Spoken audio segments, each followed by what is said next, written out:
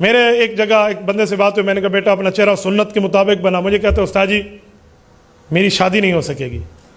میں نے کہا آپ چہرہ سنت کے مطابق رکھ لو, شادی تیری ہوگی انشاءاللہ. سسر نہیں مانتا. میں نے کہا بات ہو جائے گی.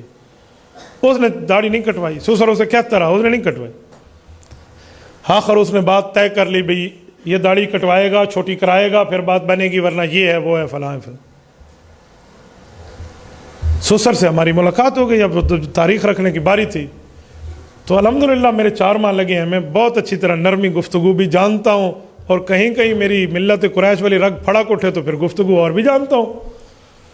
تو ان کے سسر سے بات ہوئی تو اس نے اتنا برا لفظ سنت رسول کے لکھا, میں وہ بتا نہیں سکتا. تو مجھے وہاں تھوڑا سا معاملہ کچھ دوسری طرف چلا گیا. تو میں نے انہیں کہا بزرگ صاحب یہ داڑھی کٹوائے گا, میں اسے حجام کے پاس لے کر جاؤں گا, کٹوا لیں گے. آپ ذمہ داری لے رہے ہیں؟ میں نے کہا ذمہ داری لے رہا ہوں, ایک شرط پر.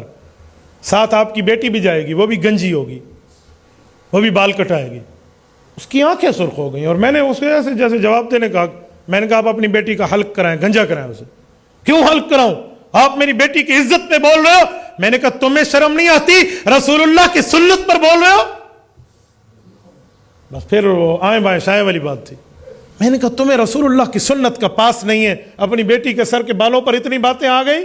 کوئی حیا کرنا سیکھو, یہ مرد کی نشانی ہے.